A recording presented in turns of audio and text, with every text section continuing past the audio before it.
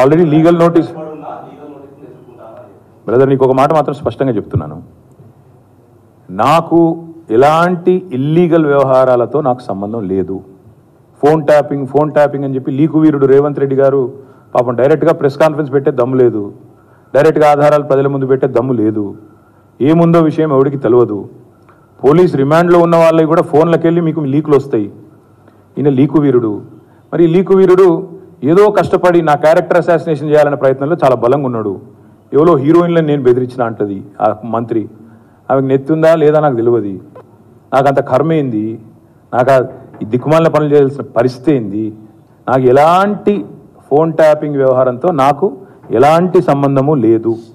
ఈ అడ్డమైన మాటలు ఎవరైనా మాట్లాడితే, చెత్త మాటలు ఎవరైనా మాట్లాడితే వారు మంత్రి అయినా ముఖ్యమంత్రి అయినా తాట తీస్తాము, లీగల్గానే చూసుకుంటాం. తాట తీస్తామంటే మళ్ళీ మీరు ఇదే యూట్యూబ్లో తమ్మునీళ్ళు పెట్టి తాట తీస్తామన్నాడు ఈయనకు అహంకారం ఎక్కువ అని చూపెడకూరి. అదే వినండి, తొందరపడకండి. తప్పకుండా లీగల్గానే ఎదుర్కొంటాం, న్యాయపరంగానే ఎదుర్కొంటాం. మాకు ఎవరిని బెదిరించాల్సిన అవసరం కానీ ఎవరిని ట్యాపింగ్ చేయాల్సిన అవసరం కానీ లేదు. కానీ దయచేసి మీడియా మిత్రులు నేను కూడా కొడతా ఉన్నా. 2014లో మా ప్రభుత్వం వచ్చింది. మా ప్రభుత్వం రాకంటే ముందు కాంగ్రెస్ ప్రభుత్వం 10 ఏళ్ళు ఉంది. ఆనాడు కాంగ్రెస్ ప్రభుత్వంలో దయచేసి ఇది గుర్తుపెట్టుకోండి, రాయండి, మీరు కావాలంటే మీ ఆర్కైవ్స్లోంచి తీయండి. ఆనాడు కిరణ్ కుమార్ రెడ్డి గారు 2011లో ముఖ్యమంత్రిగా ఉన్నప్పుడు మేము ఆరోపణలు చేయాల. కాంగ్రెస్ ఎంపీలు ఆనాడు ఈరోజు కాంగ్రెస్ ప్రభుత్వంలో మంత్రులుగా ఉన్నవాళ్ళు, ఎమ్మెల్యేలుగా ఉన్నవాళ్ళు, కోమటిరెడ్డి రాజగోపాల్ రెడ్డి, డాక్టర్ గడ్డం వివేక్, అదేవిధంగా పొన్నం ప్రభాకర్ గారు ఈరోజు మంత్రి. వీళ్ళు ముగ్గురు ఆనాడు ఆరోపణ చేసినారు. సుఖేందర్ రెడ్డి గారు కూడా ఉన్నారు అనుకుంటా. అప్పుడు మా ఫోన్లను ట్యాపింగ్ చేస్తున్నాడు కిరణ్ కుమార్ రెడ్డి, తెలంగాణ కాంగ్రెస్ ఎంపీల ఫోన్లను ట్యాపింగ్ చేస్తున్నాడు కిరణ్ కుమార్ రెడ్డి అని చెప్పి ఆనాడు కాంగ్రెస్ ఎంపీలు అప్పటి కాంగ్రెస్ ప్రభుత్వం మీద ఆరోపణ చేశారు. సరే, ఆ తర్వాత ముఖ్యమంత్రి గారు నేను చేయట్లేదు అన్నాడు, అది వేరే విషయం. నేను రేవంత్ రెడ్డి గారిని కూడా కోరుతా ఉన్నా, మీరు 2014 నుంచి ఎందుకు, అంతకుముందు మీ వాళ్ళే ఆరోపణ చేశారు కదా, 2004 నుంచి తీయండి. ఫోన్ ట్యాపింగ్ ఏమేమి జరిగింది, ఎక్కడెక్కడ జరిగింది, 2004 నుంచి ఏమేమి కుంభకోణాలు జరిగినాయి, లంబకోణాలు జరిగినాయి అన్నీ తీయండి. ఇంకొక మాట కూడా నేను మిత్రులారా మీకు గుర్తు చేస్తా ఉన్నా. అధికారులు మారలేదు, ప్రభుత్వం మారింది, పార్టీ మారింది. ఇదే శివధర్ రెడ్డి ఈరోజు ఇంటెలిజెన్స్ డీజీ అనుకుంటే ఇప్పుడు ఆయన, ఆనాడు ఇంటెలిజెన్స్ ఐజీగా ఉన్నారు కేసీఆర్ గారి గవర్నమెంట్లో. ఈరోజు టీఎస్పీఎస్సీ చైర్మన్గా ఉన్న మహేందర్ రెడ్డి గారు ఆనాడు రాజశేఖర్ రెడ్డి గారి గవర్నమెంట్లో ఇంటెలిజెన్స్ ఐజీ, ఆ తర్వాత మా ప్రభుత్వంలో డీజీ, హైదరాబాద్ సిపి. మరి ఈరోజు డీజీపీగా ఉన్న రవి గుప్తా గారు ఆనాడు హోమ్ సెక్రటరీ. వీరందరూ కూడా మరి ఈరోజు మా మీద చేసే ఆరోపణలు కానీ, ఇష్టం వచ్చినట్టు ఇచ్చే లీకులు కానీ, మాట్లాడుతున్న మాటలు కానీ, ఆ రోజు అధికారుల ప్రమేయం నిజంగానే జరిగింది అనుకుంటే ఒక్క నిమిషం, ఈ అధికారులకు ఎవరికి తెలియదా, వారెవరు బాధ్యులు కాదు, ఒక కేసీఆర్ గారు మాత్రమే బాధ్యుడు అనే లైన్లో ఇవాళ ఏదైతే లీకులు ఇస్తున్నారో లీకు వీరుడు, నేను అడుగుతా ఉన్నా. మరి మహేందర్ రెడ్డి గారు, శివధర్ రెడ్డి గారు, రవి గుప్తా గారు, ఇంకా చాలామంది ఉన్నారు, సజ్జనార్ గారు ఆనాడు ఎస్ఐబి చీఫ్, వీళ్ళందరూ ఉన్నారు. మరి అధికారులే మారలేదు కదా. ఫోన్ ట్యాపింగ్ నేను డిమాండ్ చేస్తున్నా ఈ ప్రభుత్వాన్ని, మీకు చిత్తశుద్ధి ఉంటే 2004 వెళ్ళి మొదలుపెట్టు, ఏమేమి ట్యాపింగ్లు జరిగినాయి. నేను నా ఆరోపణ కాదు కదా. ఈరోజు నీ ప్రభుత్వంలో నీ పక్కన కూర్చున్న పొన్నం ప్రభాకర్ గారే ఆ రోజు ఆరోపణ చేసిండ్రు. ఏమని, ఆనాడు కిరణ్ కుమార్ రెడ్డి ప్రభుత్వం నా ఫోన్ ట్యాపింగ్ చేస్తుంది. మరి అది వాస్తవమా కాదా, బయటికి విచారణ గ్యాంబిట్ పెంచు. ఆనాడు అధికారులందరినీ పిలిపి, రిటైర్డ్ ఉన్న వాళ్ళందరినీ పిలిపి, నీ కాంగ్రెస్ ప్రభుత్వం ఫోన్ ట్యాపింగ్ చేసిందా లేదా చూద్దాం. ఇంకోటి బ్రదర్, మీరు మర్చిపోయినట్టున్నారు, నేను మర్చిపోలేదు.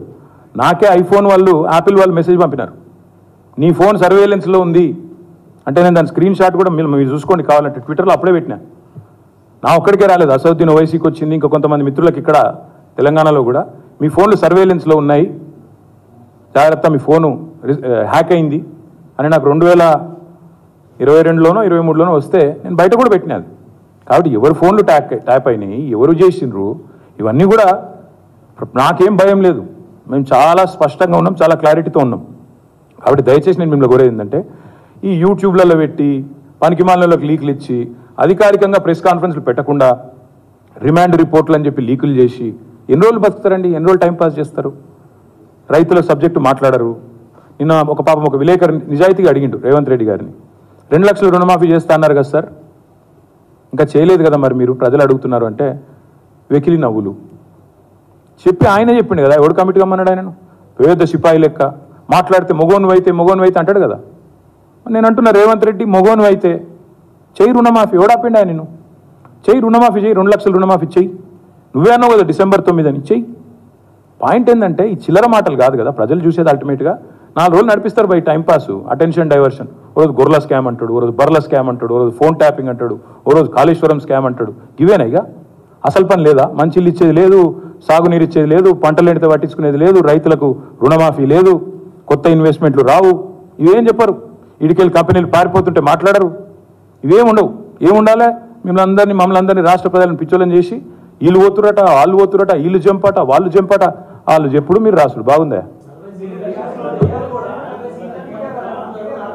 నేను చెప్పలేదు బ్రదర్, మమతా బెనర్జీ గారు చెప్పారు. ఆమెను అడగండి, నేను అనలేదు. అది కేవలం ఇండియా అలయన్స్లో పార్ట్నర్గా ఉన్న మమతా బెనర్జీ గారు చెప్పిన మాట. కాంగ్రెస్ పార్టీ 40 సీట్లు దాటదని నేను అనట్లేదు. మమతా బెనర్జీ గారు వారి పార్ట్నర్, ఆమె చెప్పింది నేను చెప్పాను.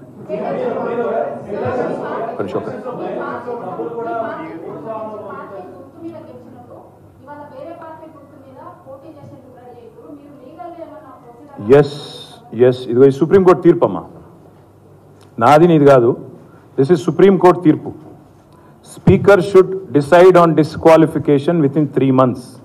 సుప్రీంకోర్టు. సో కడియం శ్రీహరి గారి పదవి ఊస్టింగ్ గ్యారంటీ, దానం నాగేందర్ గారి పదవి ఊస్టింగ్ గ్యారంటీ. తప్పకుండా ఇద్దరి కూడా జరుగుతుంది. ఇంకెవరు కండువా వేసుకుంటారో వాళ్ళందరిది కూడా జరుగుతుంది. ఆ 2 చోట్ల ఉప ఎన్నికలు పక్కా వస్తాయి. గన్పూర్లో వస్తుంది తప్పకుండా మీకు 1000%. దాంతోపాటు మన ఖైరతాబాద్లో కూడా ఉప ఎన్నిక ఖాయం. ఇది నాది కాదు, మీకు పంపిస్తాను, చూసుకోండి, చదువుకోండి. నేను చెప్పడం కాదు ఇది. ఇంకొక మాట, ఇది సుప్రీంకోర్టు చెప్పిన తీర్పు, మీకు మొత్తం కాపీ ఇస్తాను. ఇంకొక మాట, March 18 నాడు మా శాసనసభ్యులు అందరు కూడా పోయి దానం నాగేందర్ గారిని డిస్క్వాలిఫై చేయాలని స్పీకర్ గారిని కలిసాం March 18 నాడు.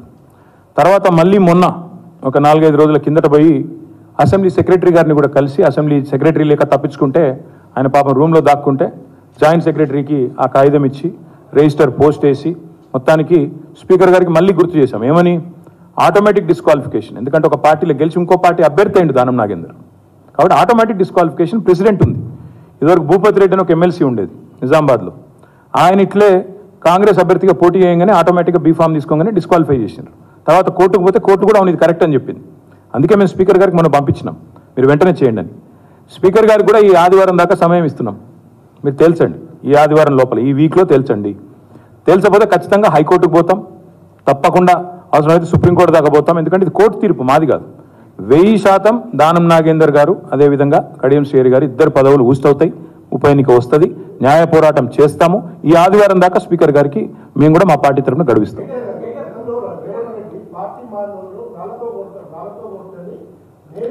నిన్న మందకృష్ణ గారు చాలా బాగా అడిగారండి, వారికి నా అభినందనలు. మందకృష్ణ గారికి నా అభినందనలు. చాలా బాగా అడిగిండు. ఏమన్నాడు?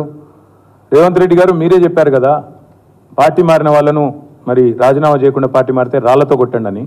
మరి నువ్వే చేర్చుకుంటున్నావు, ఇవాళ ఎవరిని కొట్టాలా? రాళ్లతో నిన్ను కొట్టాలనా కడియం శ్రేయర్ని కొట్టాలనా అని మందకృష్ణ గారు అడిగి, నేనల్లా మందకృష్ణ గారు అడిగినారు. మందకృష్ణ గారికి నా హృదయపూర్వకమైన అభినందనలు. వారు మరి రేవంత్ రెడ్డి గారు సమాధానం చెప్పాలా? ఇది వారు అడిగిన ప్రశ్న, వీరు సమాధానం చెప్తారని ఆశిస్తున్నాను.